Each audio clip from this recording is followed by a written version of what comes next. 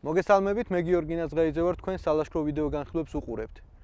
სურს დავიწყო ვიდეოების ახალი სერია, სადაც ვისაუბრებ ისეთ აღჭურვილობაზე, რომელთაც ჩემი იმედები ვერ გაამართლეს, ვთვლი რომ ტყუილა გადავიხადე მათში ფული და არც ერთ ჩემ მეგობარს არ ურჩევდი ასეთი ნივთების შეძენას.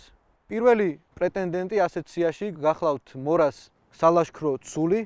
თავად მორას ბრენდი საკმაოდ ცნობილია, შვედური წარმომავლობისაა და სკანდინავიის ქვეყნები ამ ფირმის დანებს იყენებენ არმიაში.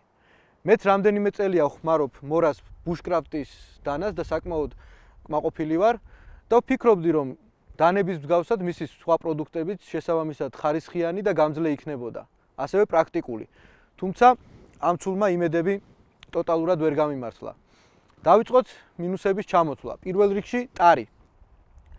პლასმასის ტარი იმდენად თხელია, რომ ხელში ნორმალურად ვერ ჯდება, ანუ ვერ ვუჭერ კარგად ხელს და შესაბამისად ვერ ვატან მოქნევისას ძალას. გონია რომ სათამაშო მიჭირავს ხელში. მეორე მინუსი. ცულის თავი რომ ამოვატრიალოთ, ჩაქუჩის ფუნქციით ვერ გამოვიყენებთ, რადგან არის თხელი მეტალის ფირფიტა.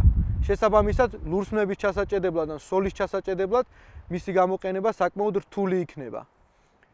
მესამე მინუსი ეს გახლავთ თავად ცულის ფორმა. ფართო ცულის პირი აქვს და შესაბამისად ხეების გადაჭრისას მიწევს ზედმეტი ძალისხმევის გამოყენება.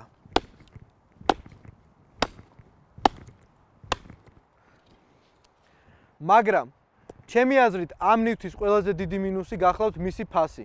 დღესდილით როდესაც შევამოწმე Amazon-ზე დაახლოებით $50 ღირდა, ვფიქრობ რომ უაზრობა ასეთ ცულში ამ ხელთანხის გადახდა, მაშინ როდესაც ნახევარფასში უკეთესი ალტერნატივების შეძენა შეგვიძლია.